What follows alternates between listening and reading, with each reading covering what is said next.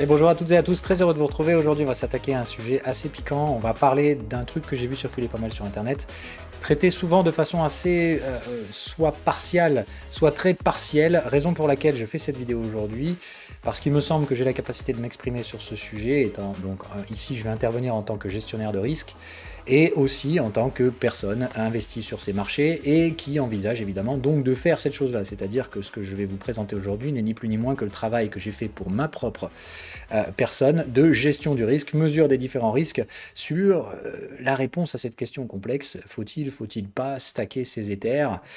On va essayer d'y répondre parce qu'évidemment, ce qui me gêne, c'est que la plupart du temps, les traitements qui sont faits sur YouTube pour répondre à cette question sont donc, comme je vous dis, soit très partiels, il manque beaucoup d'informations et notamment des notions avancées de gestion du risque et de stabilité des prix, de volatilité, chose dans laquelle c'est vraiment mon cœur de métier, donc je vais essayer d'avoir une vision plus explicite ici, en tout cas de vous apporter les clés de compréhension sans pouvoir réellement rentrer dans tout le merdier parce qu'évidemment, si je devais vous faire un cours de gestion du risque, ça se ferait clairement pas en une demi-heure. Donc voilà, on est bien sur cette thématique-là, donc je vais essayer d'aborder la partie gestion du risque, surtout sur la partie prix qui est vraiment mon cœur de métier, mais on va faire avant une petite partie d'introduction pour essayer de revoir donc les différents facteurs à prendre en compte pour tenter d'apporter une réponse la plus saine possible à cette question. Faut-il oui ou non stacker ses Ethers? La réponse n'est ni oui ni non, la réponse elle est ça dépend. Ça dépend de plusieurs facteurs et on va donc aborder ces différents facteurs ici. Je vais utiliser dans la première partie un support PowerPoint pour illustrer en tout cas de façon plus digestive ces choses-là, et après évidemment on passe donc sur la partie qui est vraiment mon cœur de métier, la partie gestion du risque sur le prix et tout ça. Allez, je vous propose de passer direct à ce fameux PowerPoint. Ok, alors donc la principale des choses qu'on va faire, je suis navré mais on va encore devoir se taper des graphiques, il faut quand même illustrer ces principes-là et comme la gestion du risque est quand même basée sur un risque statistique, la première des choses qu'on va faire déjà et ce que fait tout gestionnaire de risque digne de ce nom, c'est donc d'énumérer les différents facteurs de risque. Évidemment, comme toujours, la prédiction n'est impossible puisqu'on est ici dans un système chaotique, il y a littéralement une infinité de paramètres qui peuvent influer et c'est pas forcément les paramètres les plus influents qui peuvent avoir une direction significative, donc il faut bien comprendre qu'ici le but n'est pas de prédire l'avenir, c'est impossible. Et c'est clairement pas le jeu que je vais essayer de faire ici, mais bien au contraire de faire un travail donc, de gestion, c'est-à-dire de lister les paramètres principaux qui vont impacter la gestion du risque au fil du temps. Bien de comprendre qu'ici le temps va être une variable en elle-même, puisque ce qui nous intéresse n'est pas de répondre à la question c'est bon, c'est pas bon de stacker, mais bien de dire éventuellement à quel moment vont se situer les pools de risque, comment on peut se prémunir contre ces risques, et évidemment mesurer, et c'est ça la première des choses, tous les facteurs de risque constants, c'est-à-dire d'énumérer les choses qui vont faire qu'il va y avoir différents cas de figure. Autrement dit, la réponse n'est pas la même pour tout le monde, parce qu'il va y avoir donc des coûts fixes, des notions de gestion du risque technique qu'il va falloir donc prendre en compte ici, et évidemment considérer que donc les personnes qui seront très flagrantes ou fortement exposées à ces différents risques, eh bien évidemment vont inclure encore plus de risques dans les paramètres, favorisant donc, comme on l'a dit toujours, l'échec. En tout cas, l'échec n'est pas conditionné, puisqu'évidemment, toute gestion statistique dépendra, et on va commencer par ça, c'est hyper important, d'un premier facteur prépondérant. Il n'y aura gestion du risque dans cette stratégie qu'à condition qu'elle ne soit pas conditionnelle de votre réussite ou échec dans, on va dire, l'investissement en général. C'est-à-dire que si vos Ethereum sont tout ce que vous avez comme stratégie d'investissement, et dans le cas, le stacking est votre seule option de rendement, en sachant qu'en plus vous êtes bloqué pendant 2 ans, on va parler de ça, il y a quand même un gros problème ici, donc encore une fois, je m'attaque ici à un sujet en partant du principe que les bases de gestion du risque sont comprises. Si vous mettez tous vos œufs dans le même panier, appliquer une gestion du risque en soi ne change rien, ça restera un pari. Mais l'histoire tente à prouver quand même que la gestion du risque, c'est en tout cas le langage des marchés financiers, et bien évidemment, dans cette course sur l'Ethereum et la réponse à cette question, beaucoup de gens vont apporter des réponses théoriques. Je vais essayer donc ici de vous apporter une réponse gestion du risque. Qu'est-ce qu'un gestionnaire va constituer ici? Beaucoup de gens se posent cette question de savoir si les institutionnels vont stacker. Je peux vous dire avec une confiance assez légitime que la réponse que je vais vous apporter ici est beaucoup plus compatible avec ce que pensera un institutionnel que ce que j'ai pu voir sur YouTube jusque-là. Voilà. Donc, alors on commence, on va lister les principaux facteurs de risque, le premier étant donc Évidemment, comme ici on parle de savoir quel est le rendement qui viendra compenser le risque, on va donc le voir sous deux formes. D'abord escompter le rendement et ensuite escompter et mesurer le risque et voir une chose que je n'ai donc pas vu traiter depuis maintenant, c'est-à-dire ces réponses noires ou blanc, il faut ou il faut pas. Moi je vais vous apporter une réponse supplémentaire. Il faut évidemment, si vous en avez envie. La question n'est pas de savoir s'il faut stacker, pas stacker. Si vous avez la possibilité, et si on le verra, si les coûts fixes ne supplantent pas le rendement minimum, ce qui pourra être le cas dans certains profils, si vous avez un profil dont le rendement supporte le risque et que vous avez envie, pour des raisons X ou Y, de stacker, la réponse c'est oui. Mais, encore une fois, il va y avoir des risques et ces risques évoluent dans le temps. Donc ce qu'on va parler aujourd'hui, c'est comment gérer le risque de votre investissement. Si votre choix est déjà fait, eh bien, encore une fois, la réponse que vous avez apportée, qui est donc oui, elle me semble très imparfaite et très incomplète. Donc, il y a une notion temporelle et on va en parler très clairement. Ici, on va revenir très rapidement sur cette schématisation. Vous avez bien compris donc, que le rendement est décroissant en fonction du nombre de personnes qui participent au réseau. Et ici, on va faire une première assumption très simple, que d'une certaine logique, comme vous êtes bloqué, c'est-à-dire que quand vous rentrez, vous ne pouvez plus sortir pendant 2 ans, si on place une échéance sur 2 ans, le chiffre ne peut donc être que croissant de participants, puisque tout participant entrant ne peut plus sortir. Normalement, au fil du temps, on est supposé voir entrer un nombre croissant de participants. Et on a vu donc que cette courbe tend en fonction du nombre de participants, à on va dire, une limite vers l'infini, qui serait plutôt, on va dire, si on la considère comme acceptable, dans des ratios normaux, on va dire autour de 4%, si on arrive à une participation assez sensible des validateurs dans ce réseau. Donc, ça démarre à 21, on a déjà dépassé la capacité de 21 puisqu'on a donc déjà dépassé les 500 000 Ethers minimum qui étaient requis. On est, je crois, de mémoire aujourd'hui de l'ordre de 18% de rendement à l'ouverture du réseau et évidemment le nombre de participants étant donc croissant à terme. Bref, vous avez tous vu de toute façon la courbe dont je parle, c'est clairement pas l'essentiel. Je ne vais pas revenir sur des choses qui ont déjà été traitées puisque vous avez probablement déjà vu d'autres vidéos. Donc, comprendre que notre rendement va être décroissant, ça c'est clair, et donc le temps fait qu'on va gagner moins d'argent. Donc évidemment, c'est tout à fait normal, puisqu'il y a un autre facteur qu'on va prendre ici, en facteur ici très important, et pour moi la variable la plus impactante derrière, le risque de complications sur la mise en place de la Bitcoin Chain, et donc cette phase de transition. Et cette mécompréhension principale, où ici je vais utiliser une gestion statistique que j'utilise dans des modèles différents de ceux des marchés, de comprendre que théoriquement, sur une échelle de temps à 2 ans, on considère ici ce qu'on va appeler la gestion d'un risque cyclique, c'est-à-dire différentes phases dont l'amplitude temporelle se module dans le temps, et je vais vous en donner une représentation ici. Donc, très simplifié ici, encore une fois, c'est un modèle mathématique absolument pas parfait, mais qui tente à modéliser dans un modèle complètement statistiquement, chaotiquement imprévisible, ce qui semble être la modulation des risques. Donc on a normalement, à la phase d'initiation d'un projet, un risque croissant dès l'ouverture dans les premiers jours qui est relativement important, puis ce risque normalement décroît relativement significativement dans les semaines qui suivent, pour retrouver peu de temps après un nouveau pic qui se situe généralement aux alentours de 3 mois, auquel derrière on retrouve une nouvelle décroissance, c'est-à-dire que si le risque ne se manifeste pas autour de ce pic de risque des 3 mois, on a généralement une réduction de la perception du risque, un nouveau pic qui se resitue généralement autour d'1 an, et puis finalement en général normalement un dernier pic qui reste proche de la fin, quand évidemment on arrive proche du résultat. Il peut toujours y avoir des petits couacs, mais normalement à ce stade-là, l'amplitude du risque sur la perte en capital, ici généralement, est très marginale. Donc il faut bien comprendre ces deux notions-là, ce sont les notions principales et variables, et c'est là qu'effectivement, vous allez tout de suite comprendre que la réponse dans le temps, c'est pas oui ou non. Comme vous êtes bloqué sur 2 ans et qu'il va y avoir des phases de risque et des phases à moindre risque, l'objectif étant donc de se laisser exposer dans les phases de risque et de gérer le risque dans les phases où le risque supplante le rendement. Puisqu'il va clairement y avoir des phases comme ça, quelques jours après les lancements, quelques semaines, plutôt on va dire 3 mois après le lancement, autour d'1 an, et généralement peu avant la libération du capital, le risque va augmenter puisqu'évidemment on va se poser la question de qui va sortir quoi, et évidemment les stackers ayant accumulé des revenus pendant ces 2 ans vont très probablement vouloir capitaliser sur le risque pris, c'est-à-dire sortir leurs validateurs avant probablement de les remettre en place, mais pour pouvoir sortir la part de gain. Donc, bien comprendre ça, c'est hyper important. La troisième chose qu'il faut prendre en compte ici, et c'est celle qu'on verra après sur la partie graphique, et c'est celle où l'incertitude est évidemment la plus grande, c'est que face à ces risques et ce rendement, il va y avoir un arbitrage spéculatif qui va être fait, c'est clair et net, et en plus de ça, une notion fondamentale, la réussite de la transition de cette blockchain doit être supplantée également, doit être ajoutée à une demande constante. Autrement dit, les utilisateurs réels aujourd'hui d'Ethereum doivent toujours être là dans les 2 ans, sinon clairement le prix va s'en ressentir.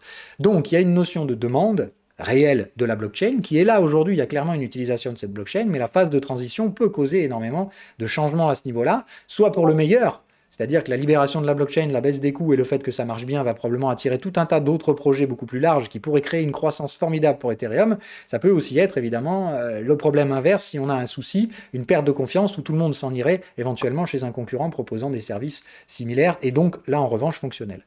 Il y a en face de ça, on va dire, dans le cas où ne sachant pas ce que l'avenir, il va y avoir de toute façon une gestion du risque et donc une volatilité technique qui est tout simplement inhérente à ces phénomènes-là. Le phénomène que le risque va être oscillant et le rendement, lui, prévisible. Donc, évidemment, il va y avoir une oscillation de gestion du risque sur les prix. Donc, on verra ça tout à l'heure et ça va être un facteur où là, je vais pouvoir vous donner mon avis technique. Il y a d'autres choses à prendre en compte, effectivement, donc le coût de l'investissement matériel ou de services, si vous allez utiliser ou si vous envisagez d'utiliser tout ce qui va être VPS ou serveur de pool, etc. Savoir que donc, quoi qu'il arrive, il y aura un risque technique, risque de downtime, c'est-à-dire pour une raison X ou Y, on ne pourra pas considérer une efficience à 100%, c'est clairement stupide. Il y a aussi le phénomène de pénalité sur lequel je me suis évidemment très fortement renseigné puisque ça me concerne. J'ai dit je vais stacker, donc moi en tant que gestionnaire de risque, j'ai besoin de mesurer clairement le risque de pénalité. J'ai vu tout un tas de merde circuler sur Internet sur ces pénalités, donc encore une fois, si vous ne savez pas de quoi vous parlez, fermez-la.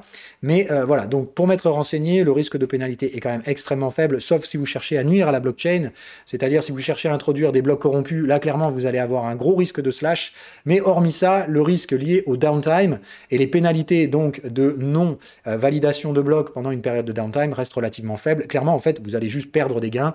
En soi, c'est pas grand-chose. C'est clair que ça peut impacter le rendement si ça devait être quelque chose de récurrent. Donc, il faut quand même ici, on va dire, une stabilité technique qui requiert quand même, on va dire, un uptime qui soit supérieur à 98%. Sinon, on commence à avoir effectivement des pénalités qui rognent sur les rendements.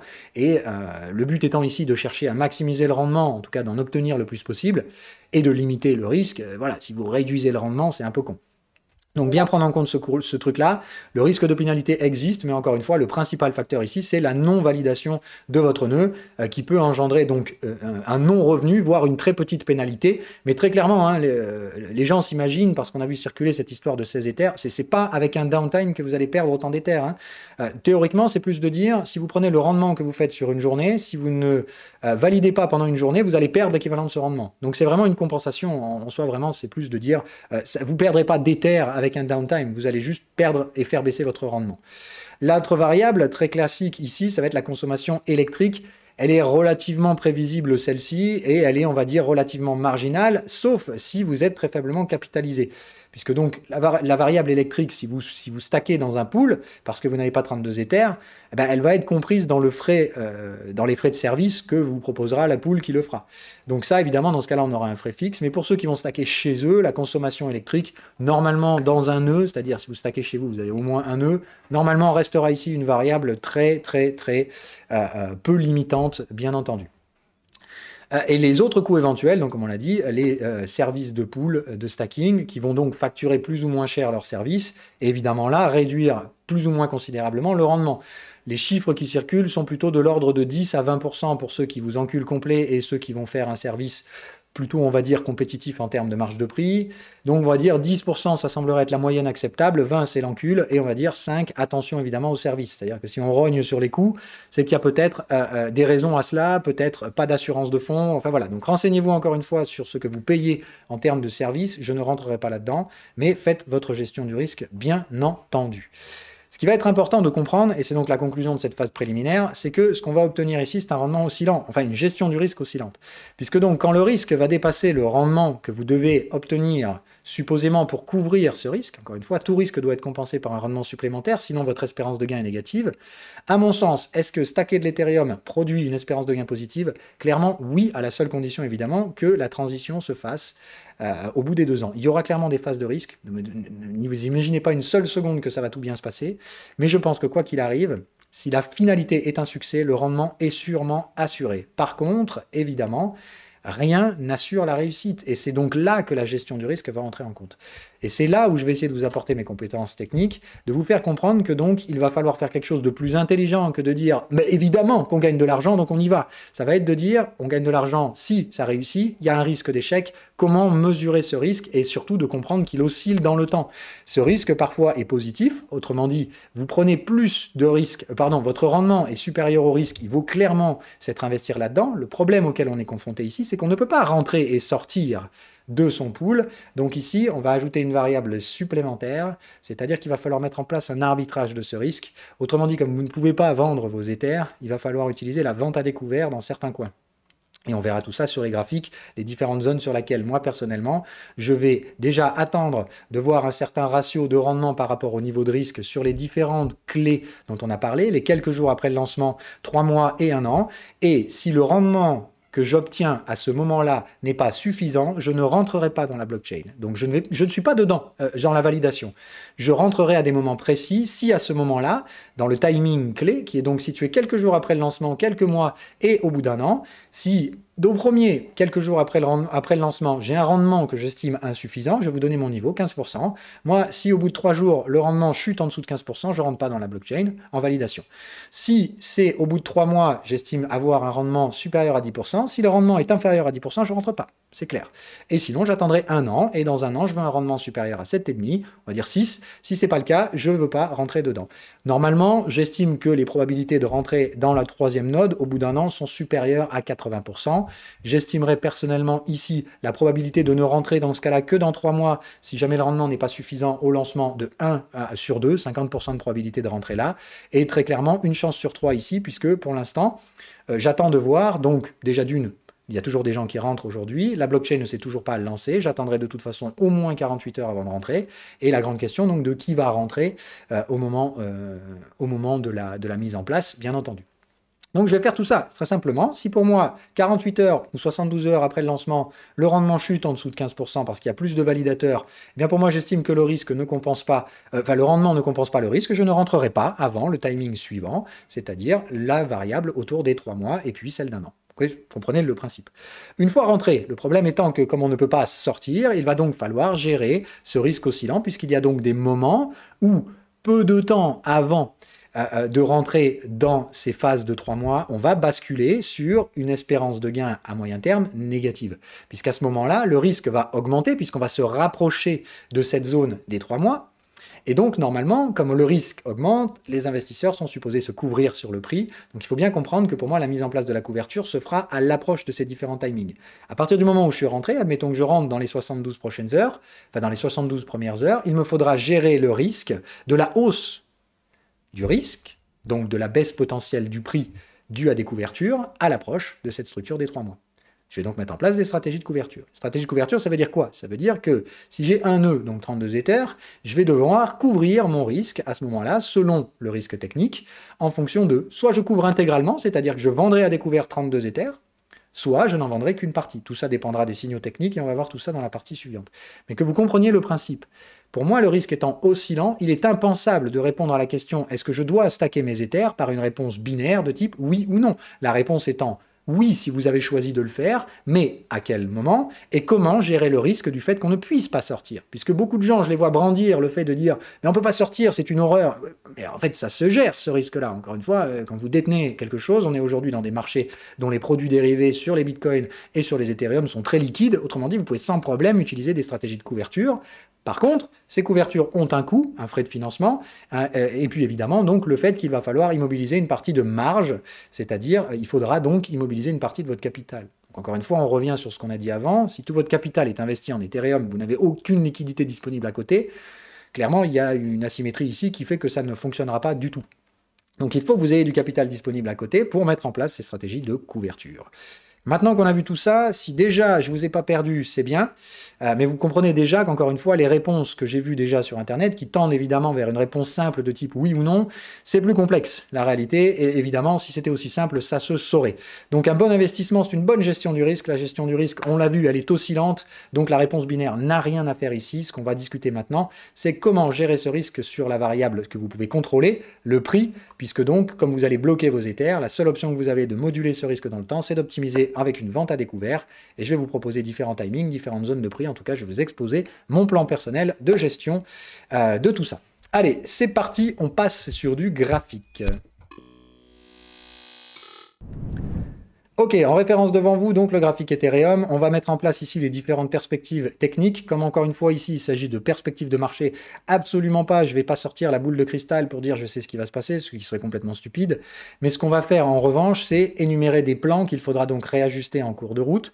Hein, bien entendu, je ne prédis pas l'avenir, mais je vais vous donner les notions principales des différents plans qu'il faudra donc, comme je dis, réajuster en fonction des différentes validations ou invalidations qui pourraient se mettre en place en cours de route. Je vous présente un peu ma roadmap. Donc le principe étant, à mon sens, le dernier franchissement de résistance de l'Ethereum traduit quand même d'une confiance des investisseurs et probablement donc d'un attrait vers ce stacking à des prix relativement intéressants, puisque donc aujourd'hui à 500 $ le coin, ça coûte plus de 17 000 $ un nœud, alors que évidemment quand on était sur la zone des 200-300, l'attrait spéculatif s'est mis en place en vue de cette rémunération en stacking qui offre quand même des performances relativement sympas, mais qui n'est pas donc sans risque, puisqu'on ne peut donc pas sortir et qu'il faudra donc couvrir ce risque.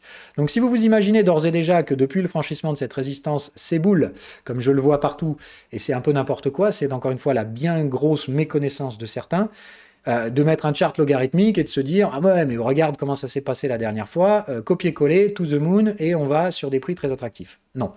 Alors déjà, avoir un rendement du coin qui soit rationnel. Je vais ici me mettre dans une hypothèse donc de maintien de la demande, c'est-à-dire il y a toujours autant de personnes qui utilisent Ethereum et une croissance relativement stable, c'est-à-dire d'autres personnes qui rentrent de manière régulière, la croissance se maintient de l'utilisation du réseau Ethereum. Dans ce cas-là, j'estime personnellement qu'un prix juste se situera entre 5 000 et 10 000 $ à l'horizon au moins 4 à 5 ans, puisque donc il faudra à ce stade-là une transition réussie et donc une croissance sur plusieurs années pour stabiliser le prix vers des utilisations réelles qui devraient à terme compresser la volatilité et l'aspect spéculatif de cette devise. Donc attention, ce sont des prix très optimistes comme je vous le dis, mais il me semble quand même beaucoup plus réaliste que certains qui affichent des choses complètement to the moon. On peut bien évidemment aller au-delà, l'aspect spéculatif est imprévisible, mais disons que d'un point de vue valeur, à 10 000 $ le coin, on est à peu près à un peu plus d'1 trillion, 1,5 trillion de dollars pour la market cap Ethereum, ce qui me semble tout à fait logique au vu donc aujourd'hui de l'intérêt qui peut être constitué sur ces technologies et de leur utilisation future si elle réussit sa transition et qu'elle est utilisée avec une croissance raisonnable. Voilà. Donc, partant de cette première affirmation, déjà, si on a le point d'arrivée, c'est cool, on peut estimer du coup le rendement en euros ou en dollars, peu importe, et clairement, vous verrez que par rapport au rendement des coins, si on atteint cette zone de prix dans 5 ans, clairement, il n'y a aucune subjectivité possible sur le rendement de cette opération en termes financiers, c'est clairement bonus, parce que vous gagnez à la fois sur la multiplication du prix lié à la demande de l'actif, avec en plus de ça, un petit bonus de rendement qui tendra, comme on l'a vu, à terme, vers, à mon avis, une stabilisation de l'ordre de 4%. Alors à 4%, c'est moins bandant que les 15 dont on parlait au début. C'est la raison pour laquelle les prix aujourd'hui sont plus bas. La compensation du risque va momentanément se faire beaucoup plus sur l'espérance de gain futur, puisque vous êtes rémunéré en Ether et non pas en euros ou en dollars. Donc, vous allez valider des transactions pour gagner des Ethers que vous pourrez revendre au minimum dans 2 ans. Donc évidemment, il faut espérer que dans 2 ans, le prix soit déjà plus élevé. On va faire cette hypothèse, puisqu'à mon avis, dans 2 ans, on aura la visibilité sur la blockchain. On aura donc quasiment une transition réussie, puisqu'il ne s'agit pas, encore une fois, d'une transition on-off, mais vraiment d'une transition croissante du nombre de validateurs et donc d'une transition vers la mise en place de la blockchain totale. Donc normalement, le prix devrait tendre à suivre ce même type d'objectif dans un biais positif où, comme on l'a dit ici, on considère que la transition va se faire de manière réussie, non sans à-coups, et comme on l'a dit, même sans à-coups, il y aura de toute façon une anticipation des risques liés au biais spéculatif de couverture dont je vous ai parlé plus tôt. Le risque étant oscillant, le prix de toute façon sera volatile. Ok ? Mais il doit théoriquement donc tendre à horizon de 5 ans vers cette zone, à mon sens, d'au moins 5 000, voire 10 000 en fonction du rythme de croissance des utilisateurs. Voilà. Là, on est rationnel, on n'est pas to the moon, encore une fois, 2 ans c'est très long, ça veut dire qu'au jour le jour, il y aura peut-être des explosions haussières de 10% dans une journée, mais globalement, ça restera assez linéaire dans l'augmentation de la valeur. Maintenant, le problème, c'est comme on l'a vu, il va falloir ajouter le caractère risque et donc la spéculation et les oscillations de risque qu'on a vu sur ce graphique.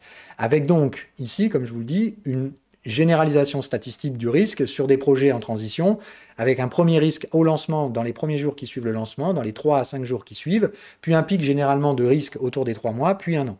Donc j'attends là, au niveau du lancement d'Ethereum, beaucoup de volatilité. Clairement beaucoup. C'est très difficile de savoir sous quelle forme elle va se mettre en place, mais il faut bien comprendre que ce risque sera très réactif du fait donc de la matérialisation ou non de ce risque, et le fait que de toute façon, pour moi, ce risque étant déjà là, il est probablement déjà pris en compte dans les opérateurs. Donc je n'attends pas de risque de volatilité dû à des couvertures, mais plutôt ici des risques qui sont dus à la matérialisation du risque ou non. C'est-à-dire que si tout se passe bien, il y aura probablement une explosion haussière. Par contre, s'il y a le moindre petit couac, effectivement, on risque d'avoir un hachage du prix haussier, baissier, bref, dû à des gens qui vont soit se couvrir, soit vouloir rentrer parce qu'ils estiment que c'est bien. Bref, ça va être le foutoir pendant les 72 premières heures, c'est clair. Et en plus, on est sur une zone de gestion du risque, ce qui m'invite à penser que, très clairement, autour du 1er décembre, je vous recommande sérieusement d'éviter de faire les gogoles sur l'Ethereum. Ça va être funky. Donc, une fois passée cette première phase de gestion du risque, où pour ma part, il n'y aura pas d'arbitrage mis en place, sauf si j'ai des signaux réellement inquiétants, et pour ma part, le signal sera de dire la rentabilité d'une stratégie de couverture sur le lancement d'Ethereum se place donc tout simplement sur des couvertures de type volatilité.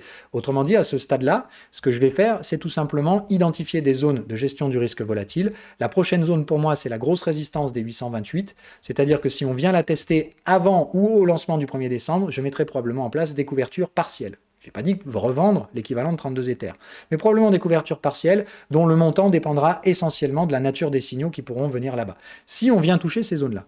Pour moi, si on reste dans la zone plus ou moins neutre dans laquelle on est actuellement, je ne ferai rien, à savoir, je suis prêt à prendre le risque à moyen terme, et de toute façon, ce risque étant soit la transition échouera, soit la transition réussira. Mais dans tous les cas, cette résultante ne sera pas conditionnée à ce qui va se passer dans les 72 prochaines heures. S'il y a des problèmes, ces problèmes pourront être réglés. La blockchain ne va pas mourir dans les 72 prochaines heures. Donc, la probabilité que le prix aille à zéro n'existe pas, la probabilité que le prix explose existe, mais elle est aussi limitée par des résistances techniques, la prochaine étant donc la zone des 828. Donc, je gérerai mon risque spéculatif proche de cette zone, soit sous la résistance, soit à son débordement, mais il est clair que par là, pour moi, il y aura un arbitrage à faire et une gestion du risque à l'ouverture de cette nouvelle chain en Proof of Stake. Le deuxième risque, comme on l'a dit, se propagera à mon avis après la matérialisation de la première volatilité. On devrait voir une réduction de cette dernière. Et comme on le voit, selon l'ampleur des risques, soit les prix resteront là, toujours risqués, soit on résout des problèmes s'il y en a, soit il n'y a pas de problème. Et on devrait se diriger, à mon sens, à terme, vers le sommet historique et un débordement de ce dernier pour une seconde phase de gestion du risque. Très difficile d'estimer ici la zone de prix, mais étant donné que normalement, dans ces 3 mois, j'estime que le rendement devrait effectivement se situer proche de, comme on l'a vu, 10%, à plus ou moins 2% près. La baisse de rendement entre l'ouverture à 15-16% jusqu'à 10% devra être compensée par la hausse de prix. Donc très logiquement, à ce stade-là, je pense qu'on aura franchi le sommet historique, ou en tout cas qu'on n'en sera pas trop loin. Donc la prochaine phase de gestion du risque se fera en débordement du sommet historique. Typiquement ici, moi je surveille toujours une zone spéculative très claire qui se situe au niveau d'une extension Fibonacci du range précédent. Je vais vous donner la zone très clairement ici. Hop. Pour moi, ce sera donc la zone des 1800 à 2000 $ sur un coin, dans laquelle il faudra, à mon sens, gérer ce fameux risque des 3 mois. Évidemment, si je ne suis pas dans la blockchain à 3 mois, je n'ai pas de risque à gérer. Il s'agit évidemment toujours de gérer le risque de ne pas pouvoir sortir ces coins, et donc de devoir se prémunir d'un risque d'échec, en tout cas d'un risque de problème, à l'arrivée de tout ça. Évidemment, quand je dis 3 mois, il faut bien comprendre que le marché anticipe toujours. Donc quand je dis à horizon 3 mois, on doit voir cette volatilité s'exprimer, c'est-à-dire que normalement, il faudra commencer à positionner cette stratégie et à surveiller les signaux techniques quelques semaines avant. Voilà. En tout cas, j'espère que vous commencez à comprendre. Et donc, au bout d'un an, à mon sens, si tout s'est pas trop mal passé, d'autres problèmes pourraient émerger, mais leur amplitude sera normalement beaucoup moins à remettre en question la réalité du projet ou non. Normalement, si le projet, au bout d'un an, on doit avoir une idée plus ou moins raisonnable de est-ce qu'on va arriver au bout, oui ou non, même si les délais doivent être étendus.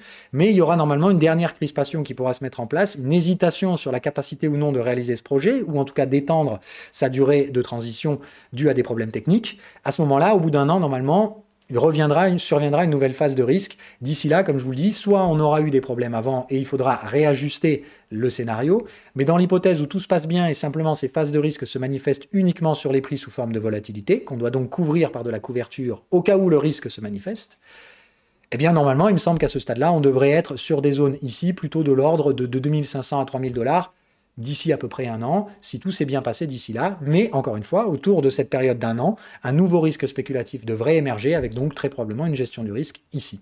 Et si tout se passe bien, pour moi, dans les 2 ans, on devrait se retrouver, donc comme on l'a dit, dans cette zone, vers les 5-6 000, où il faudra gérer le risque, dernier risque de la transition, celui de la sortie des validateurs, qui vont donc sortir leurs gains et qui vont devoir couvrir les dépenses qu'ils ont réalisées précédemment.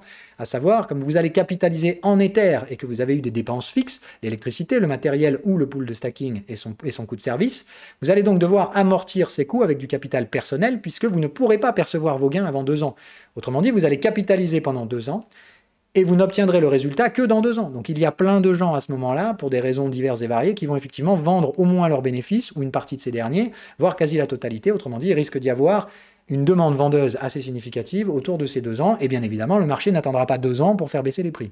Le marché anticipant des vendeurs va probablement un peu avant les 2 ans stimuler ce risque sur un peu de volatilité, bien entendu. Donc, autour des 2 ans, je pense qu'il faudra mettre en place un arbitrage spéculatif, mais très clairement, à ce stade-là, j'aurai largement eu le temps de vous reparler de tout ça, et très probablement que les choses auront largement changé.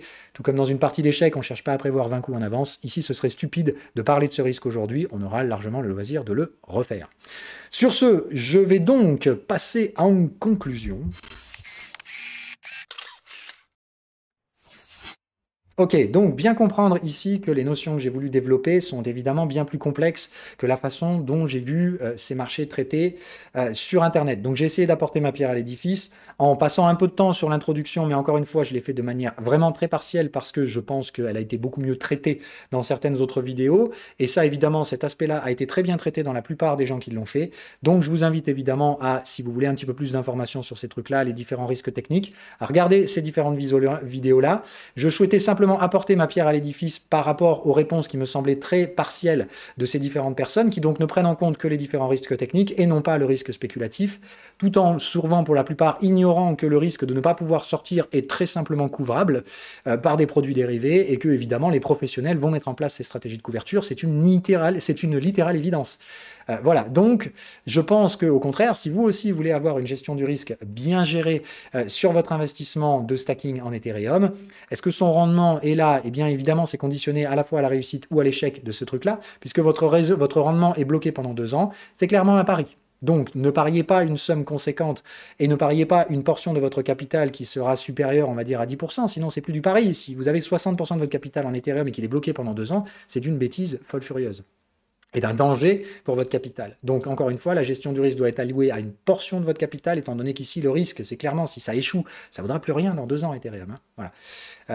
Mais par contre, je pense qu'il faut se stabiliser et se projeter sur le succès. En tout cas, si vous vous posez la question de stacker vos Ethers, clairement, je pense que vous êtes plutôt positif. Et encore une fois, même si ça devait valoir que dalle, si vous avez couvert le risque avec une position spéculative vendeuse, en soi, vous n'avez rien perdu. Ça veut dire que dans 2 ans, vous récupérez vos gains de la position de couverture, qui doit donc normalement couvrir intégralement l'investissement initial et sa perte. Autrement dit, vous aurez pu profiter de toutes les hausses spéculatives, et si jamais vous couvrez correctement votre portefeuille au moment où le risque pourrait se manifester avec le plus grande probabilité, comme on l'a vu, 3 mois, 1 an, eh bien, si vous avez fait ça, vous avez tout simplement fait votre travail, c'est-à-dire que vous avez sécurisé tout votre capital, tous vos gains sur la hausse d'Ethereum. Vous ne subirez pas la perte parce que vous avez légitimement couvert le risque. Attention, la couverture a donc, comme on l'a dit, un coût qu'il faudra donc prendre en compte dans votre investissement initial. Normalement, le rendement escompté si le projet arrive à échéance devrait largement couvrir ce coût de financement lié aux positions spéculatives. Maintenant, si vous ne comprenez rien du tout à tout ce que je viens de vous dire et si vous ne savez pas du tout ce que veut dire une vente à découvert, etc., bon, là, c'est une thématique que j'aborde dans toutes les vidéos que je traite à côté et tout ça, mais là, ça nécessite quand même une formation au trading, et là, j'ai clairement pas le temps de vous faire ça aujourd'hui. Je vous mets un petit récapitulatif des différents éléments essentiels ici. Je vous souhaite sur ce une agréable journée. J'espère que vous aurez appris des trucs sympas. N'hésitez pas, comme d'hab, le pouce bleu, machin, truc bidule. Vous connaissez le truc. Voilà, cette vidéo n'est ni sponsorisée, ni de publicité, ni rien du tout. Donc évidemment, si vous aimez le contenu, ceux qui font la publicité, c'est vous. Donc je vous en remercie par avance. Si vous n'aimez pas, un pouce rouge, je m'en fous. Vous faites comme vous voulez. Et sur ce, à bientôt.